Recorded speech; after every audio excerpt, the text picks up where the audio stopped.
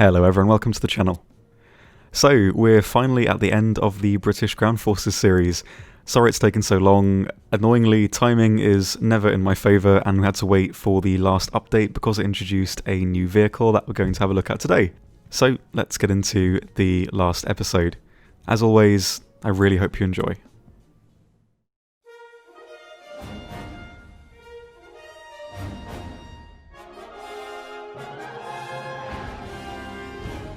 So, starting off today with the Chieftain Mk, and it's actually fairly different to the previous Chieftains, although its application in-game is very similar. This variant predominantly is equipped with additional armour, notably the Steel Brew package on the turret, and this actually offers a lot of protection on the areas covered. Even rounds like DM23 and its contemporaries will struggle with the turret, especially at range. It also has 2 blocks of armour under the turret as well, which further protect the turret ring somewhat. And finally, it also gets access to an unlockable APF-SDS round. The Mk 10 isn't quite as rosy as I'm making it out to be though. The turret armour is good, but inconsistent, as pretty much everyone is going to be aiming for your breach as it's not covered in any additional armour. And at 9.0, nothing is really going to struggle penetrating it. Its mobility as well is basically the same as the Mk 5, which at 9.0 and above is really not very good and severely limits your potential. Additionally, it's all well and good saying that your turret is close to immune from contemporary guns, but it's practically impossible to have the gun exposed over cover and not have your turret ring exposed too, which anything can penetrate. This is made even more annoying to gauge by your perspective in that while playing a vehicle behind cover, it actually looks like you have less of your turret exposed than you actually do.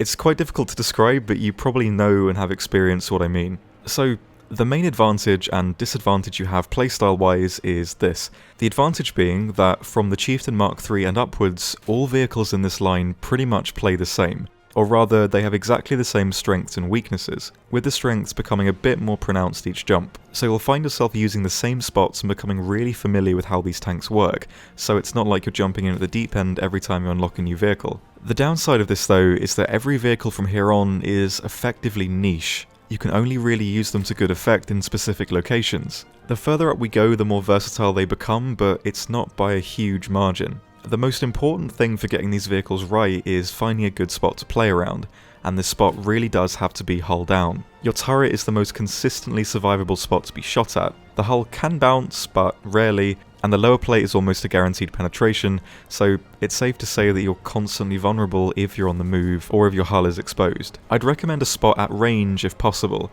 as it makes the weak spot around your gun much harder to hit, and as 10.0 is the max BR now, if you're playing with a 9.0 lineup, there aren't really many tanks that can reliably pen your turret face at range. And as your armour is your only real advantage, you're going to want to aim to maximise its potential, and staying at range when possible is a good way to do that. So try and find a spot not too far into the map to snipe from. As your mobility is very poor, you don't want to risk advancing too far and getting caught out of cover by the more mobile enemy vehicles. Your reactionary mobility is still poor as well, so another advantage of staying at range is that you can't get rushed by an enemy if they knock out your breach. The performance of your gun will still do fine at this distance when you unlock the dart. It'll struggle with the later Russian MBTs, but everything else you can generally pen just fine. It'll always go through an enemy's breach block in any case. So, pros? Decent firepower, and great hull down protection. The cons: poor mobility, unreliable armour, and poor versatility. Verdict: get it. You need to get the later vehicles. This will probably be a trend as we go along today. But if you can find a good spot for it, you can do some work. It does require some dedication though, so use what you've learned playing the previous Chieftains and apply it to the Mk 10, and you can definitely be a danger to the enemy team. Next up is the Challenger Mk 2. This is the first Challenger one we have access to, and for 9.7 it's not too bad. In all honesty, it's a lot like a more mobile Chieftain Mk 10, very similar drawbacks and advantages, etc. It gets an APF-SDS round stock, same one as the Chieftain Mk 10, with a unlockable round with a tiny bit less flat penetration, but it performs much better against angles, which at this tier is what you really want. Also, it has a much better reload, sort of. It has a 6.5 second reload stock, which is 5 seconds on an ace crew, but this is only for 4 shots, then it goes back up to 8.7 seconds with a stock crew, which isn't too bad really. Its mobility as well is a big step up from the Chieftains. It's still nothing compared to most other nimble MBTs, but it accelerates much faster and can hold a speed in the mid 40 km/h range off-road when spaded. Armour-wise, it's good. It's a little bit more consistent when compared to the Mark 10. The turret cheeks can stop DM-23, even DM-33 at range. The Russian dart rounds struggle too, and the only kinetic rounds that can reliably get through at pretty much all ranges are those found on the French Leclerc and the Italian Arietti. It doesn't have quite as much protection against chemical rounds though. The Ito and the Russian barrel-launched ATGMs will get through fairly easily, and again, the breach is comparatively unarmoured. Its hull as well, of course, is very weak, both upper and lower glacis. Even 105 APF SDS rounds will get through the top of your hull, same with the previously mentioned chemical rounds. Functionally in how it plays, the Challenger is like a Mark 10 that can reach better spots. Like the Mark 10, you're constantly vulnerable if you're not in cover, as every vehicle will be a threat to you realistically. Because of the extra mobility, you can afford to push a bit further into the map this time around to secure a better spot, but hanging back in the same spots you'd use in the Mark 10 will still be fine, as your rounds will still work at range too. And as well, it makes your breach weak spot much harder to accurately hit. Hull down, this thing is great, way more reliable than the Mark 10 for a few reasons. Firstly, your turret ring is very difficult to hit, almost impossible to hit at range due to how the turret slopes down to cover it, meaning that if you just stick your barrel out, you're pretty well protected. Just make sure you don't show any portion of your hull, as that is a very easy pen. If you're not sure and you are hull down, I'd angle your hull slightly just in case, as this can sometimes cause incoming rounds to bounce up and hit your turret, causing a non-pen. If you're flat on, they'll have no trouble penning at all. The second reason your hull down performance is more reliable is because of the breach itself. It's a lot larger, and you'll commonly find that the breach will suck up all the shrapnel if a round you're taking isn't as powerful. If it is a high penning round, it'll likely get through the breach, but you're only really going to lose a single crew member each time because of how the shrapnel is absorbed. All these aspects combined make the Challenger brilliant at locking down sightlines. You have a potent gun, a decent reload, and you're very hard to knock out if you're in complete cover. So the ideal spot for this tank needs to tick two boxes: offer complete hull down cover, and offer a view of a commonly travelled section of the map. You'll likely lose your breach a lot, but you can easily reverse out of sight using your pretty impressive reverse gear and repair. Also, while this is happening, your first stage ammo rack is replenishing, so you can jump right back into the fight with the fastest reload possible. Like most top tier MBTs, if you take a small ammo load, you can remove all the ammo from the front portion of the hull. For the Challenger, that's 21 rounds. So later on in the match, if you need to push out of cover in advance, you're a bit more survivable as far as ammo racking is concerned. Though, since your upper plate is still fairly weak, the ammo in the back of the hull is still an easy thing to hit. In any case though, it's worth mentioning and worth considering taking a lower ammo load if you do plan on pushing out later on in the match. Pros: great hull down survivability, good reload, and good firepower. And the cons: poor hull protection, and low versatility. Verdict: get it. We're getting close to the end of the line now, so you're going to need every vehicle you can to fill the lineups out with. The Challenger doesn't work great on every map, but a lot of maps have at least one spot where it can do really well. Next up is the Challenger Mark III, which, to be honest, needs next to no explanation really. The only real difference is that the Mark III has some extra ERA on the front of the hull, partially covering the upper and lower plate, and also gets some composite armour on the sides as well. There's next to no other changes really, and to be honest, this doesn't change anything anyway. You're doing something wrong if you're getting shot in the locations the extra armour covers, so if you're playing it safe in cover, you'll never really notice the extra protection at all. The only reasonable advantage it gives is letting you angle harsher against incoming AGMs or chemical rounds, as angling the Mark III pretty much covers your sides from penetration given how the composite stacks. Pros and cons are realistically the same, and so is the verdict on this one, get it? Though I'd still probably play the Mark II first if you put both of these in a lineup. Spaded, the Mark III costs around 4,000 silver lines more to repair, all the while not really offering any noticeable advantages. It's a bit heavier, but I timed its acceleration and it's identical to the Mark II, so no drawbacks there. It's objectively better, but you'll rarely notice the extra protection, and depending on how confident you are, the extra 4,000 repair cost might not really be worth it for this one. Next up is a very new addition, and the reason why this video is so late. This is the Vickers Mk, and it's a real breath of fresh air to the tree. That's a very overused analogy, but it really is the case here. This tank saves the end of the British tree in a big way, and that's offering versatility, something that until now Britain didn't have. This tank is a combination of the Leo 2A4 hull functionally in-game, with a British designed turret housing the same gun as the Challenger 1 with identical ammo options. The protection on the turret really isn't that great, nothing to rely on. 105mm APF SDS can cut right through it. The turret ring is an easy pen too. Not everything can pen the hull, but I still wouldn't rely on that either. Its mobility though is brilliant. It's practically identical to the Leo 2A4. I couldn't really notice a difference between them myself really. It accelerates great, can reach really fast speeds off-road, it's just all around very mobile and reactive. Now of course, it's not all rosy. The downside of this tank is the reload. It's 7.8 seconds stock, 6.4 seconds experted, which isn't bad, but the ready rack of this tank is made up of only 3 shots, and of course these dry up pretty quick, and when they do, your reload is going to go up to just over 10 seconds stock, which is longer than every stock reload of contemporary MBTs. With an expert crew, the reload is 8.5 seconds, but this is only 0.2 seconds faster than the very stock reload on most non-auto-loading top tiers, so it's safe to say that once you deplete this ready rack, everything you fight is going to reload faster than you, which of course is a big problem, mainly because it makes flanking, something this tank is good at, less viable. When flanking, you want to dispatch an enemy as fast as possible, and realistically, this tank is going to be one of the slowest at doing it. It also makes sniping less viable too, as you're not going to be able to rattle off as many shots.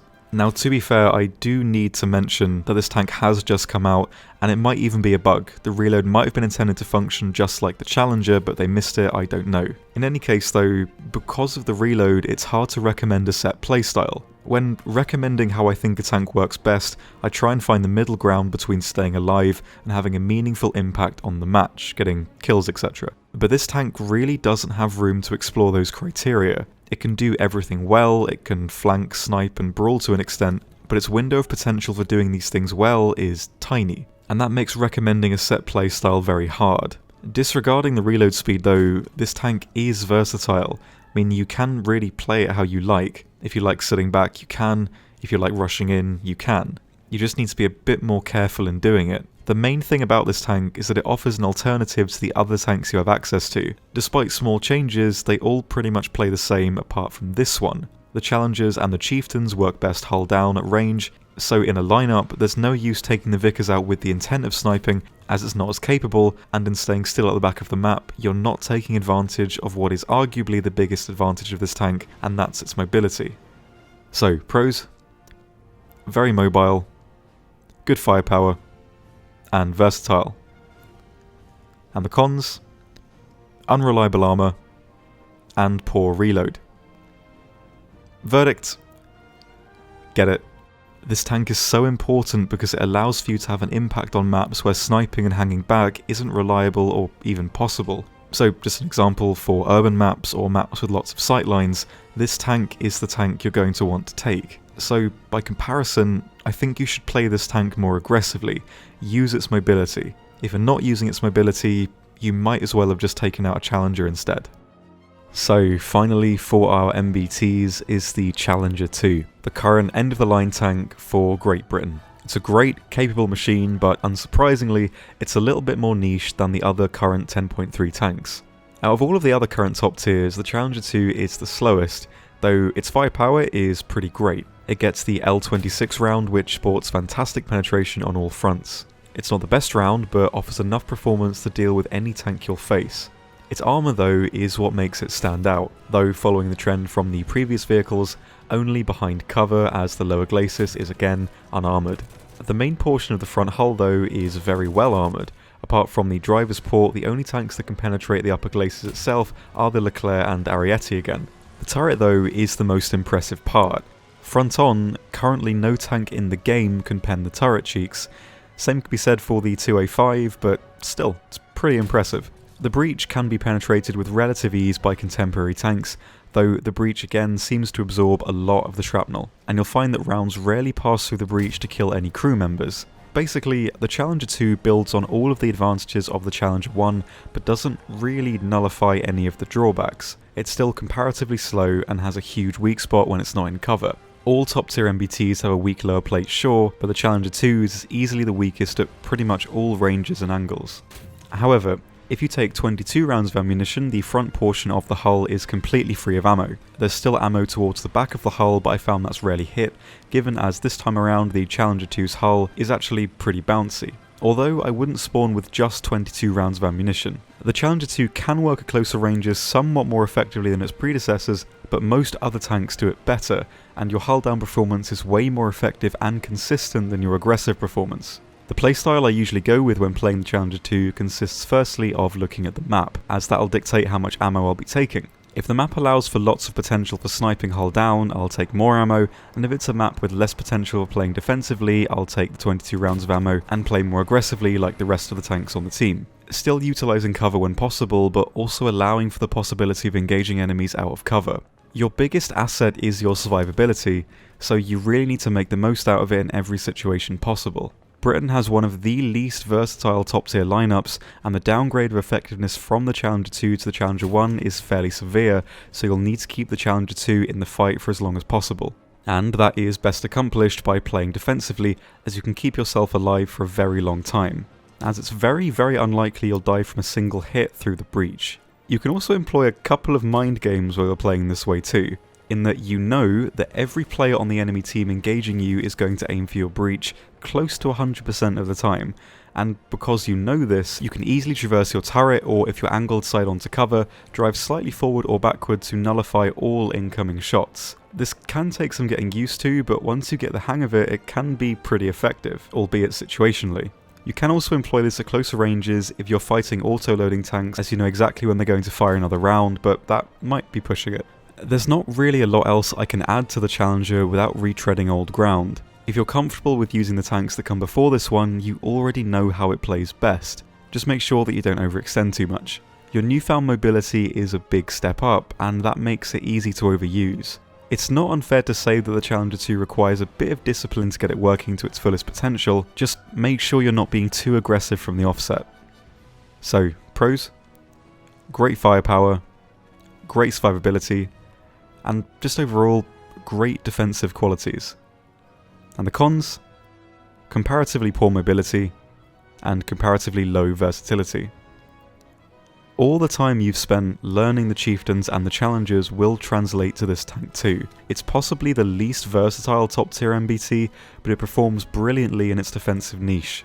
With a good amount of patience, you can make this tank work to the best of its ability. So lastly today to cover is the Stormer HVM, which has quite the legendary reputation in the real world for being incredibly accurate. Can't really say the same for in-game though, not even close. The Stormer is effectively a SAM vehicle, but it doesn't fire a conventional missile like the ADATs and the Tunguska. It basically fires a missile that splits at about 600 meters or so into 3 rotating darts with explosive filler. This theoretically gives you a better spread of potential damage, but there are a few problems. Firstly, unlike contemporary missiles, you need a direct hit with one of these small darts to do any damage. They're not proximity based. And also, scoring a direct hit with one of these doesn't quite guarantee a kill either. You can easily get a crit or a hit, and sometimes not even damage the aircraft enough to bring them down. Hitting planes with the Stormer is very difficult. Helis are a bit easier though. A further problem is that the missile initially leaves a very thick trail behind it. Now, this is again present on the Tunguska and ADATs as well, but as they don't require a direct hit, it's not really that big a problem. It's very easy to miss with the Stormer, and even if you do get a hit, you're not even guaranteed a kill, and this really isn't indicative of good gameplay. As this vehicle is hard to use, a player can do everything right effectively, lead the darts in, hit the aircraft, and not get rewarded for it, all the while playing a vehicle that costs 390,000 RP. A simple fix for this vehicle, I think, would just be to heavily lessen the effect of the missile trail. If this isn't enough, maybe make the targeting box a bit more accurate for lead if an aircraft isn't evading, so if you keep the Pipper right on the box, you'll hit with at least one dart. At least then it'll be closer to its real life performance, though this might be pushing it, I don't know. I feel like it's fair to say something should be altered with this vehicle as it takes so long to unlock, and its current potential isn't even close to that of the ADATs, for example. To the point actually where if there's an ADAT up in the match, I wouldn't really bother playing the Stormer in all honesty. It does have a slight hidden advantage though. Before the 600 meter mark give or take, the missile acts as a huge HE round, so if you're close, you can knock out top tier MBTs by hitting their side, underneath them, or the front drive wheel. For whatever reason though, the Stormer's missile doesn't do any damage to barrels really, but oh well. This is close to being a viable tactic, but you can't fire the missiles on the move, and given that the nature of top tier is very fast, if you get caught out, you can't do anything. The best hope you have is ambushing, though as pretty much every tank at this tier is faster than you, good luck. This is close to how I'd recommend playing it though in its current state, as apart from being a tank hunter, it's only really good at taking out helicopters and the ADATs will beat you to them most of the time. If you do get a game without any ADATs present, you should get some helicopter kills at least. The Stormer does have a 40 times zoom, which makes helis relatively easy to hit as long as they're not too close, but as it only has around a 5.5 maximum range, and with the adjusted heli spawns, getting these kills isn't amazingly reliable or consistent. So, pros? Decent anti-tank ability, and high ammo count. The cons? Inconsistent anti-air ability. Verdict? Consider it. It takes a very long time to get, and comparatively doesn't really have that much potential compared to other SAM vehicles. It can be tedious to use, and doesn't have much of a meaningful application in battles. It can knock out helis fairly well, and hull break some lighter vehicles, but in any case I wouldn't rush to unlock this one. Your RP will be much better spent unlocking the MBTs instead. Spin! Next up is the true last vehicle, I guess, and it's a bit of a secret one. Those of you who know me probably know what vehicle this is, as I've had a fair few requests to see it, and that is the Cup Challenger 2. There's only one of these tanks in the world, I guess, and I'm very humbled to own it personally. Our team won the YouTube Cup, and the prize was choosing a top tier vehicle to clone, essentially. So I have two Challenger 2s. Apart from the flashy camo, it's completely identical to the regular Challenger 2, no secret god round. The only difference is that the module cost is a little bit cheaper. So I just thought I'd quickly show you guys this tank, as no one has really seen it before, I guess. So lastly to cover today are our aircraft, and as far as planes go, there's not really anything to stand out. You could take the Hunter F6, which gets access to SNEB rockets or 4 £1,000 bombs, or the Phantom, which gets 8 £1,000 bombs and SNEBs. I wouldn't really recommend these two too much though. They take hundreds of thousands of RP to research and to unlock and grind the ordnance, and if there's a Tunguska or any other SAM up, you don't really have lots of potential in the airspace to do a lot of damage. They also have a very high repair cost and are 10.0 and 10.3 respectively, so you can't use them in a 9.3 lineup. I honestly wouldn't push for either of these for CAS alone. They definitely can work, but your best bet if you want to use CAS at this tier would probably be the helis. Britain has access to 4 helicopters in total. Firstly, the Scout. The Scout is a lot like the Alouette, BR of 8.7, 4 SS-11 missiles and 4 MGs. It's not that quick, but it's nimble, and if you play it carefully, you can get the job done. The second heli is the Wasp, which is seemingly worse than the Scout in every conceivable way.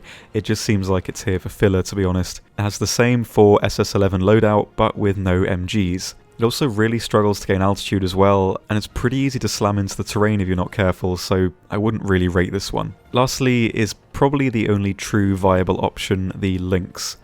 The Lynx has access to 8 Hellfires or 8 Itos and Stinger AAMs as well. The only problem is that unlocking and spading it free to play is a nightmare, including the research of the Wasp, which is mandatory. The cost in RP of unlocking and spading the Lynx is over 1 million research points, and seeing as helis aren't always going to be viable depending on the situation, I can't really say it's worth spending all that time unlocking it, especially when it's not going to be constantly effective. Of course you don't need to completely spade it to utilise its full cast potential, but you get what I mean, it's a lot of work. If you are itching to use a heli though, you do have access to the premium G-Lynx. This is functionally, to be honest, the same as the tech tree variant, though it's a lot faster and has minor loadout differences.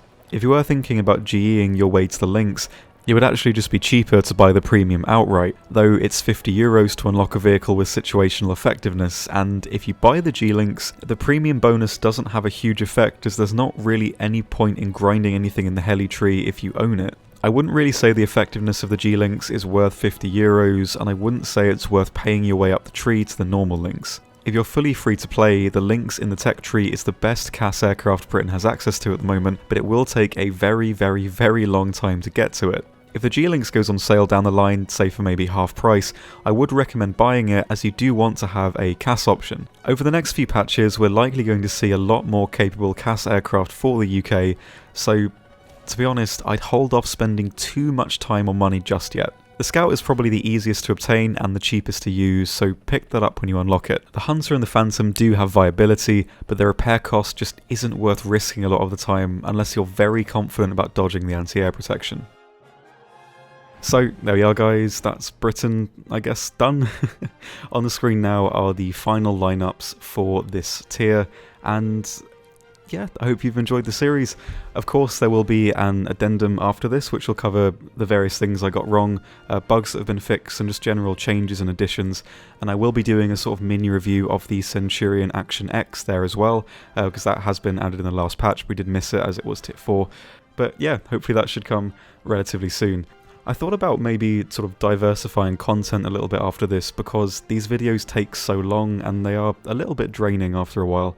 And as much as I like doing them, because it's just fun, I enjoy it, but I would like to sort of do some smaller videos in between doing these big tier reviews, and I need to sort of work out what nation I'm going to do next as well.